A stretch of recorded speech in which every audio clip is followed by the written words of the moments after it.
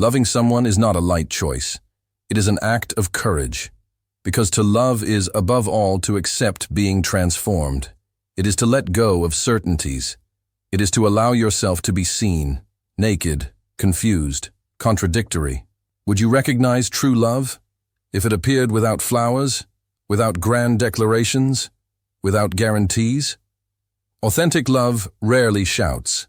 It whispers in strange, intimate, sometimes even uncomfortable phrases. Phrases that slip out in the middle of silence, when there are no defenses. They are words that only exist when there is no more game, no more mask. Today, we will explore 7 phrases that a man only says to the woman he loves deeply. Phrases that almost no one recognizes as signs of love, because they don't seem beautiful or perfect, but they are real. And perhaps upon hearing them, you realize that you have already been loved, or that you have never allowed yourself to love in that way. Let us begin with the first one. I am afraid of losing you. It does not sound romantic. At first glance, it sounds like insecurity. But listen again. This phrase carries the weight of freedom. Sartre said that human beings are condemned to be free, and in love, this condemnation becomes even more acute. Because to love someone is to acknowledge that the other is free to stay and free to leave. When a man says, I am afraid of losing you, he is exposing himself to the deepest anguish of existence, the impossibility of controlling the other. He is not asking you to stay. He is saying that he knows you could go, and that terrifies him. He does not see you as a possession. He sees you as a choice, and he knows that at any moment you could choose otherwise. This fear is not weakness. It is awareness. It is courage to admit that no matter how much he loves, he can never guarantee your return. Think of the times you loved someone and tried to hide that fear, pretended indifference, played games, because showing how much you care seemed too risky. But authentic love demands risk. Are you willing to love someone knowing you could lose them? Can you love without possessing? This is the first phrase, and it opens the door to a love without guarantees, but full of presence. When I'm with you, I forget myself. This phrase is dangerous, because it might sound beautiful, almost poetic, but at heart, it reveals a profound existential conflict.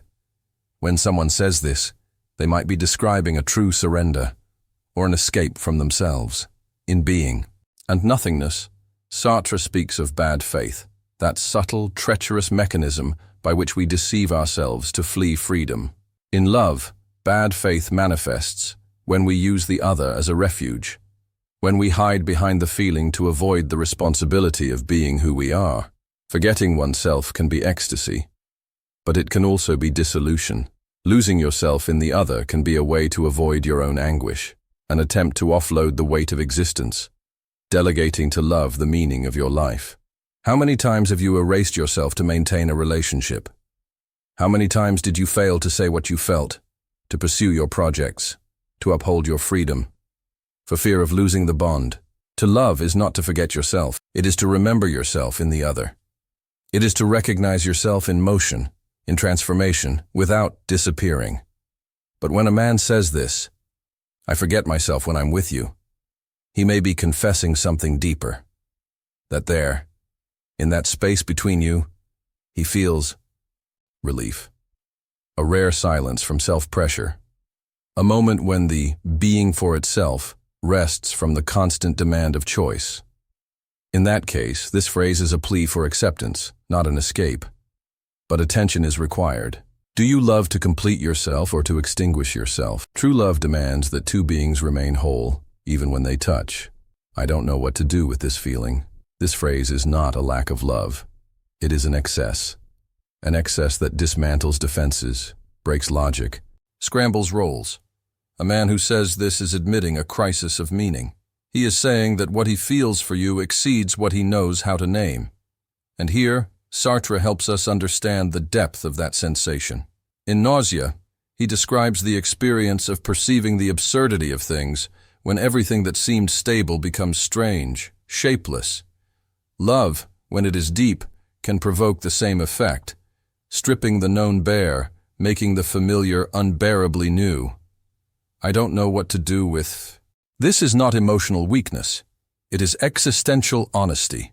It is to recognize that the feeling has overflowed the limits of what is controllable, that it is no longer a rational choice, but presence, impulse, involuntary transformation.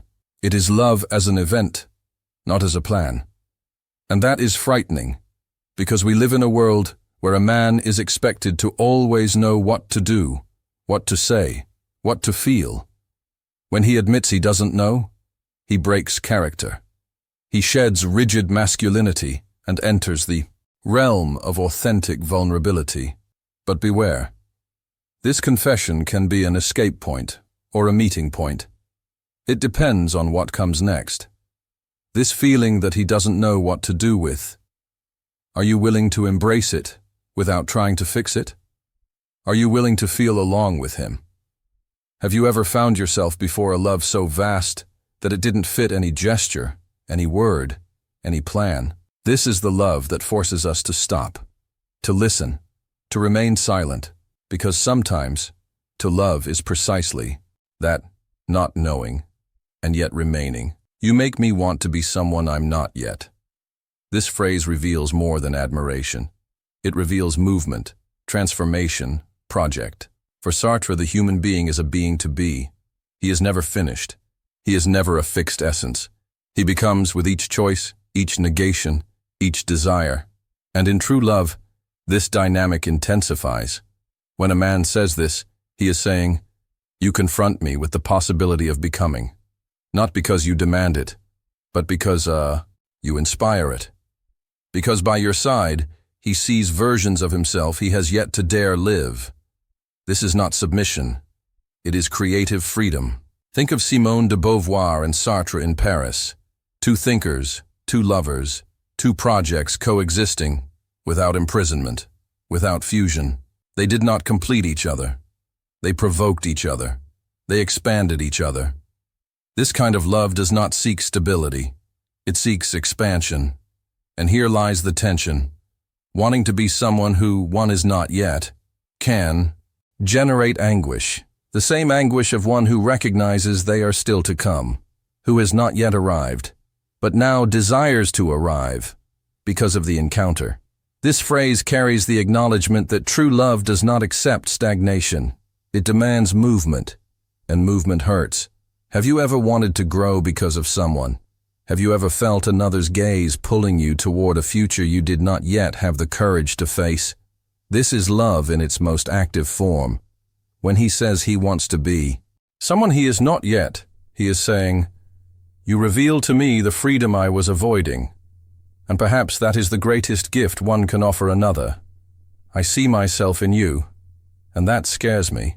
This phrase carries the abyss, because to love someone is, on some level, to see oneself reflected, and we do not always like what we see. Sartre said, "The look of the other constructs me." This means that, by being seen, we cease to be mere subjects and become objects. We are captured, reflected, revealed. And in love, this revelation is deep and sometimes unbearable. When a man says he sees himself in you and that it scares him, he is saying that you lay him bare, that you reveal aspects of himself he tried to forget, ancient fears, repressed desires, contradictions he hides even from himself. Perhaps he sees his own vulnerability in your care. Perhaps he sees his rigidity in your silence. Or perhaps you simply see him with such clarity that he can no longer keep his defenses up. To love is this, to allow the other to see us before we even know who we are. This phrase is not a criticism. It is a confession of disarray. It is the recognition that the encounter between two free beings can be painful, because neither emerges unscathed. Both transform. Both appear more naked than they would like. Have you ever looked at someone and seen in them a version of yourself you preferred to ignore? Have you ever loved someone who forced you to recognize yourself? This mirror can terrify. But it can also heal, because only by confronting the reflection can we choose what to do with it. This phrase is the line between love that strengthens and love that exposes. and the choice of what to do with it is yours. I don't need you. I choose you. This phrase may sound cold to someone who learned that to love is to depend, but it is, in fact, one of the greatest declarations of freedom, and therefore, of authentic love. Sartre rejects the idea of a prefab essence. For him, the human being is condemned to freedom. This means that everything we are is the result of our choices, including love. When a man says, "I don't need you," he is not rejecting you. He is freeing you. He is saying, "I exist by myself, I sustain myself, but even so, I choose to be with you." And here lies the beauty, because to love out of need is easy. Hard is to love when one is free to leave, when one has a place to fall, and yet remains. This phrase is the opposite of the romantic idealization that the other completes us. No one completes us, and that is not sad. It is liberating. To say, "I choose you," implies responsibility. It implies daily renewal. It is not about destiny, soulmate, eternal promise. It is about looking at the other with lucidity, and even so staying. Have you ever been chosen by someone who didn't need you? Or have you involved yourself with people who use you as a crutch? To choose is harder than to depend, because it demands presence, it demands awareness, and it demands the courage to make the same choice tomorrow, or not. This phrase breaks with the bad faith of dependent love, and opens space for adult, whole, free love. I am someone else when I'm with you, and I like it. This phrase reveals the paradox of authentic love. It transforms us without nullifying us. It displaces us without disfiguring us. It makes us someone else, but not by imposition, by revelation. Sartre distinguishes being in itself, which is fixed, closed, and being for itself, which is movement, possibility. When someone says, "I am someone else with you," he is acknowledging his own fluidity. He is saying that in the space between you, something new is born, and that something is himself in a freer state. But there is a detail that changes everything, and I like it. It is not just that he transforms, it is that he desires that transformation. He is not being molded.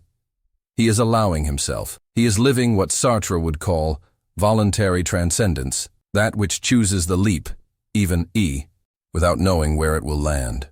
This phrase is the end of fear.